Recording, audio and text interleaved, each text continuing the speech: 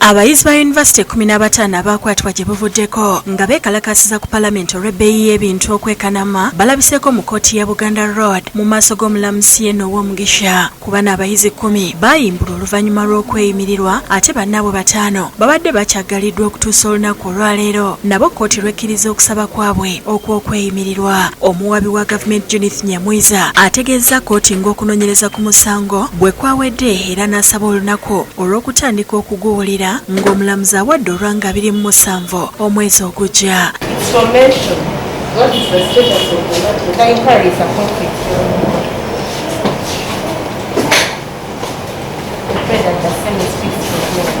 Abayizi abayimbuddwa buli omu alagiddwa okusasula mu kkooti emitwalo 3 ez'obuliwo n'ababeeyimiridde obukadde 15 ezitali za buliwo era ne babalagira okweyanjula mu kkooti buli luvannyuma lwa nnaku 14. Each of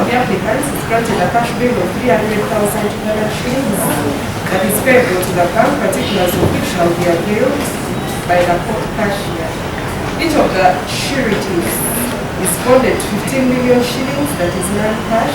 Abayizi bano baakwatibwa ng'ennaku z'omwezi 13 omwezi guno nga bava mu yunivasite ez'enjawulo okuli Makerere, Mubs ne Kyambogo. Oluvannyuma lwa kkooti twogedde ne munnamateeka w'abayizi bano Godfrey Musiima n'omubaka wa Kasanda South Frank Kabuye ssaako sipiika wa Nakawa Godfrey Luyombya ne boogera ku musango guno era ne bavumirira eky'okukwata abayizi bano. Sookera ddala anoofula assembly si musango ku lw'ensonga oli aba exercising eddembe ery'obuntu naye nga omanyi enkola za gavumenti era bajja kukwata kasaba basanga muli 2 3 mwina kyemunye bajja bakwata naye ffe tuli beetegefu okulaba witness bwe baleese era obujulizi bwe baleese okulaba nga tweyongera maaso n'omusango. Eddoboozi lyabwe lye baasitula lyali ddoboozi ly'abakadde baabwe abakyali mu bitundu by'ebyalo abawangalira mu bibuga abaali balina okubaza ku masomero ne balemererwa olw'okuba nti ebbeeyi y'ebintu eri waggulu. Embeera y'ebintu eyeekanamye ekwata ku buli muntu, ekwata ku mulamuzi, ekwata ku musirikale, ekwata ku bantu baffe, ekwata ku baana abatakyasobola kubeera nga basobola okubeera nga beeyimirizaawo. Senfuma Joseph Innocent yakusakidde eggulire lino.